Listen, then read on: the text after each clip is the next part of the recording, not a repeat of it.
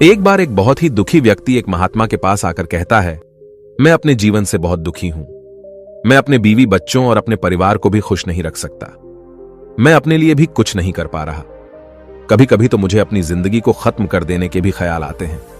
आप इतनी साधनाएं करते हैं, इतनी तपस्या करते हैं, क्या आप मुझे कोई ऐसा मार्ग बता सकते हैं जिससे मैं अपने बुरे वक्त से बाहर आ सकूं? मेरा बहुत बुरा समय चल रहा है। 2 वक्त की रोटी का इंतजाम करना भी मेरे लिए बहुत मुश्किल हो गया है। अब आप ही बताइए कि ऐसे वक्त में मैं जिंदा रहूं तो कैसे रहूं, कैसे अपने परिवार को खुश रखूं? कृपया करके कोई साधारण सा तरीका बताने की अनुकंपा करें ताकि मैं आसानी से समझ सकूं, क्योंकि मैं बहुत पढ़ा लिखा नहीं हूं। अगर आप बड़ी बड़ी ज्ञान की बातें करेंगे तो शायद मैं कभी समझ भी नहीं पाऊंगा। यह सुनकर महात्मा ने मुस्कुराते हुए कहा कि तुम एक काम कर सकते हो मेरा। उसने सामने की तरफ इशारा करते हुए कहा कि उस ऊंची पहाड़ी पर एक मंदिर है और उस मंदिर के पास चींटियों का एक घर है जहां पर हजारों चींटियां रहती हैं। तुम्हें सुनने में बड़ा अजीब लगेगा, लेकिन वह चींटियां उस मंदिर की जमीन को खराब कर देती हैं।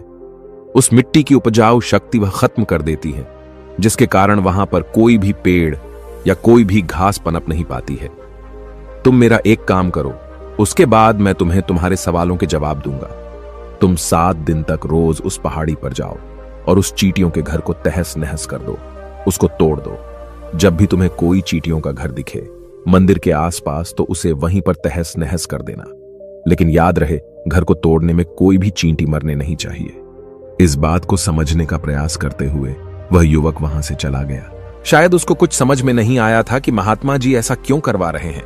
वह तो उन चींटियों पर अन्याय कर रहे हैं, उनका घर तोड़वा रहे हैं, उन्हें नुकसान पहुंचा रहे हैं। आखिर कौन महात्मा ऐसा करेगा?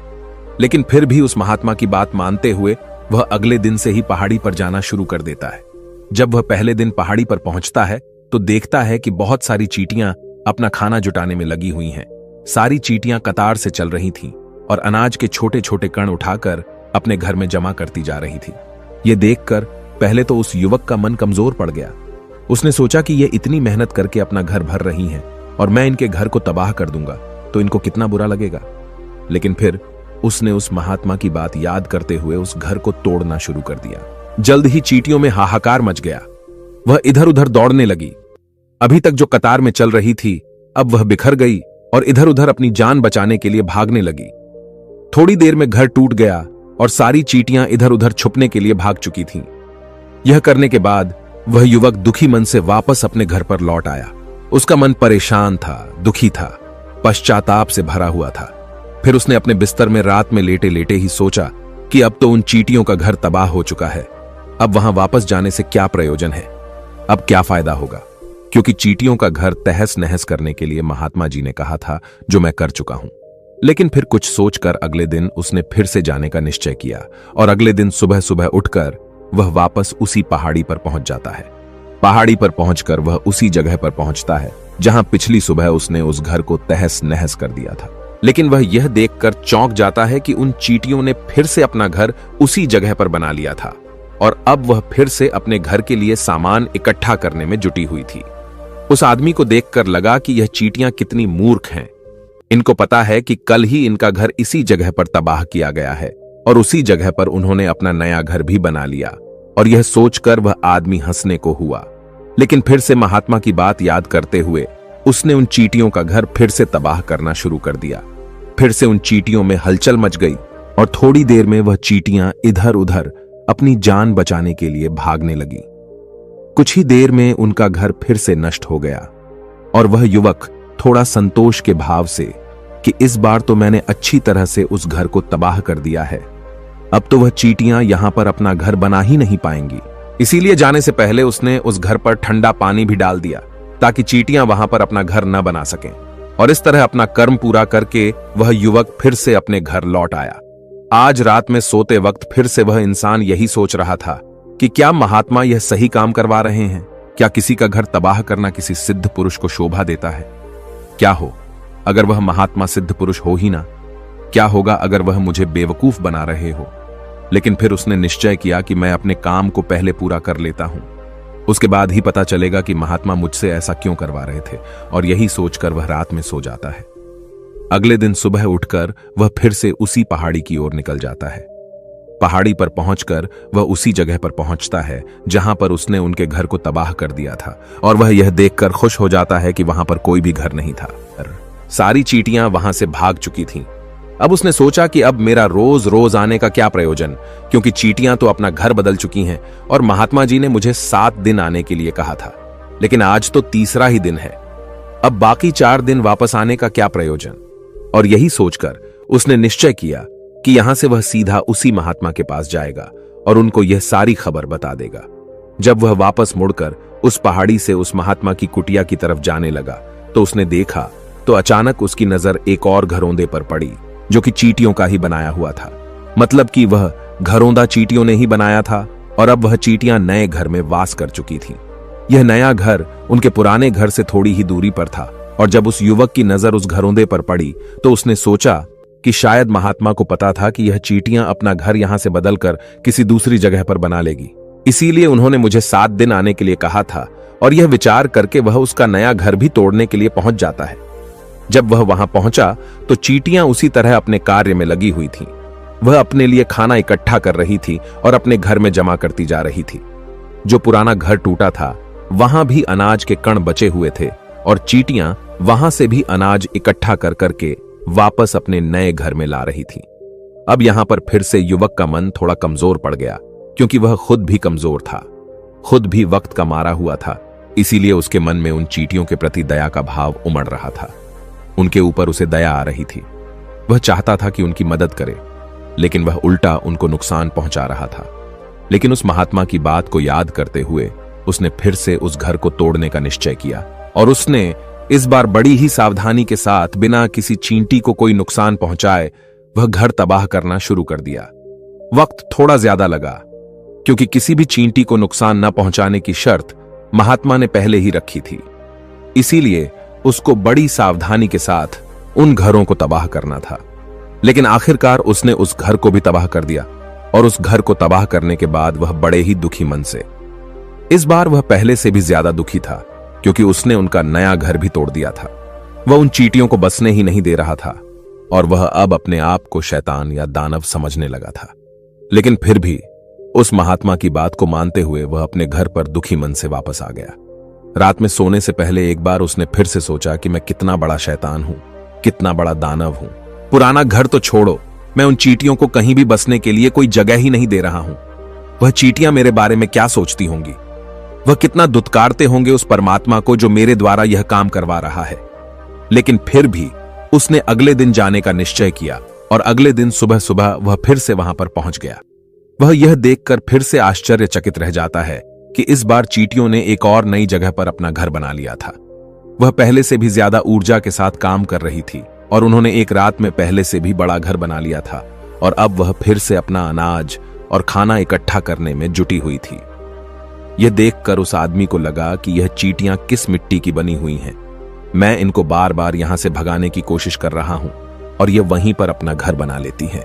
क्या इनको पता नहीं है कि मैं इन्हें यहां पर कभी भी बसने नहीं दूंगा? यह चींटी है, दिखने में इतनी छोटी है, लेकिन फिर भी यह मुझसे हार नहीं मान रही है। बड़े ताज्जुब की बात है। और इस बार उसने गुस्से में उस घर को तहस नहस करना शुरू कर दिया। लेकिन इस बार तहस नहस करते हुए कुछ चींटियां वहीं पर मर गईं। उसके पैरों तले कुचल दी गई। कुचलने के बाद जब वह अपने अहंकार से बाहर आया तो उसने देखा कि गुस्से में उसने उन चींटियों को कितनी क्षति पहुंचा दी है। उसका मन पश्चाताप से भर गया और वह रोता हुआ अपने घर की तरफ बढ़ गया। रात में सोते वक्त उसने सोचा कि मैं उन चींटियों पर बहुत ज्यादा अत्याचार कर रहा हूं, अब इससे ज्यादा अत्याचार मैं नहीं कर पाऊंगा। और यही सोचकर वह अगले दिन उन चींटियों के लिए अपने घर से थोड़ा आटा लेकर उसी पहाड़ी पर पहुंच जाता है। आज उसके मन में उन चींटियों के प्रति श्रद्धा का भाव था, दया का भाव था। आज वह उनकी मदद करना चाहता था। और जब वह वहां पर पहुंचा तो चींटियां फिर से अपने नए घर को बनाने में जुटी हुई थीं। उसने बड़ी ही दया के साथ उन चींटियों को अपना लाया हुआ आटा खिलाया, और अगले 3 दिनों तक वह ऐसा ही करता रहा। जो इंसान पिछले 4 दिनों से चींटियों को नुकसान पहुंचा रहा था, अब वही इंसान उन्हें मदद कर रहा था। वह रोज सुबह जाता और उन चींटियों को अपने हाथों से आटा खिलाता। 7 दिन के बाद वह युवक उस महात्मा के पास पहुंचकर हाथ जोड़कर बोलता है कि हे महात्मा जी, मुझे माफ कर देना। मैंने उन चींटियों का घर तबाह करने के लिए बहुत कोशिश की, मैंने उनका घर तबाह किया भी। एक बार नहीं, 4-4 बार मैंने उनका घर तोड़ा। उसके बाद मैं हिम्मत नहीं कर पाया, उनके घर को नहीं तोड़ पाया। मैं समझ सकता हूं कि मैंने आपका काम पूरा नहीं किया और इसके बदले आप मुझे वह तरीके भी नहीं बताएंगे जो कि मुझे मेरे बुरे समय से बाहर निकाल सकते हैं। लेकिन मुझे इसका कोई दुख नहीं है। मुझे लगता है कि मैंने जो किया वह सही किया, इसीलिए मैं आपसे आज्ञा लेकर वापस जा रहा हूं। कृपया मुझे वापस अपने घर जाने की आज्ञा दीजिए। महात्मा उस युवक से पूछते हैं कि तुम मुझे यह बताओ कि आखिर तुम उन चींटियों का घर तबाह क्यों नहीं कर सके? वह चींटियां तो छोटी छोटी हैं और तुम इतने विशाल हो, फिर भी तुम उन छोटी छोटी चींटियों का घर तबाह नहीं कर पाए। कहां है तुम्हारी शक्ति, तुम्हारा बाहुबल? इसका जवाब देते हुए उस युवक ने कहा कि हे गुरुवर, मैंने उन चींटियों का घर तबाह कर दिया था, बार बार किया था। एक बार तो अपने गुस्से में उन चींटियों को भी मैंने हानि पहुंचा दी थी, लेकिन जिस दिन मैंने उनको हानि पहुंचाई उसी दिन मेरे को लगा कि मैं उनको क्यों हानि पहुंचा रहा हूं, क्यों इनको इतनी तकलीफ दे रहा हूं, और उसी दिन से मैंने उनको नुकसान पहुंचाने की बजाय उनकी सहायता करनी शुरू कर दी। यह सुनकर उस महात्मा ने कहा कि यही तो सीखने की बात है। एक छोटी सी चींटी हमें जीवन का संदेश दे जाती है।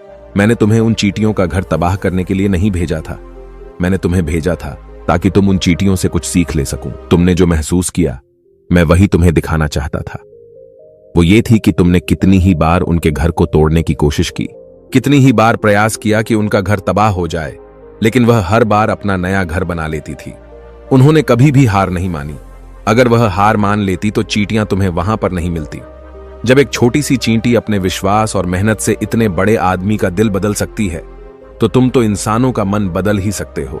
अपने जीवन में अपनी किस्मत न बदलने का कोई कारण तुम्हारे पास नहीं बचता। जीवन कार्यशीलता का नाम है, कर्मशीलता का नाम है। लेकिन हम मनुष्य 1-2 बार हार मिलने पर ही टूट जाते हैं, हताश हो जाते हैं और फिर जीवन में प्रयास ही नहीं करते। और कुछ लोग अपनी जिंदगी को खत्म करने पर उतारू हो जाते हैं। लेकिन जानवरों में तुमने एक बात देखी होगी कि वह अपना जीवन खुद से कभी खत्म कर ही नहीं सकते हैं। तुमने कभी नहीं सुना होगा कि किसी जानवर ने आत्महत्या कर ली, चाहे वह जानवर कितना ही भूखा क्यों ना हो, कितना ही दुखी क्यों ना हो, लेकिन वह अपने जीवन के लिए हमेशा संघर्ष करता रहता है। लेकिन वहीं पर दूसरी तरफ हम मनुष्य 1-2 बार हताश होने पर ही अपना जीवन खत्म कर लेते हैं।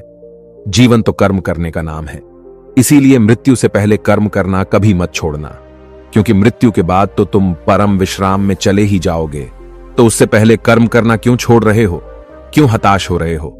अगर तुम्हारा एक घर टूट गया है तो दूसरा घर बनाने का प्रयास करो, कोशिश करो, और कोशिश करने वालों की कभी हार नहीं होती। यह तुम उन चींटियों से देख चुके हो। देखने में तुमसे कितनी छोटी है वह चींटियां और तुम इतने बड़े हो, लेकिन उनका मन तुम्हारे मन से इतना बड़ा है, इतना विशाल है, इतना दृढ़ संकल्प है कि इतनी बार घर टूटने पर भी उन चींटियों ने कभी हार नहीं मानी। इसलिए यह भी कहा जाता है कि बुरा वक्त किसी का भी हमेशा नहीं रहता। तुमने खुद देखा कि तुम उन चींटियों को तबाह करने के लिए पहुंचे थे, लेकिन बाद में तुम्हें उन चींटियों को अनाज और आटा देने लगे। तुम ही उन पर कृपालु हो गए। क्यों हुए? क्योंकि तुमने देखा कि वह चींटियां हार ही नहीं मान रही है। इसी तरह अगर तुम भी अपने जीवन में कभी हार नहीं मानोगे तो एक न एक दिन यह प्रकृति तुम्हें वह सब कुछ देगी जो तुम अपने जीवन में पाना चाहते थे। इसीलिए हमेशा याद रखना, हमें बिना रुके, बिना थके और बिना परिणाम की चिंता के बस कार्य करते जाना है।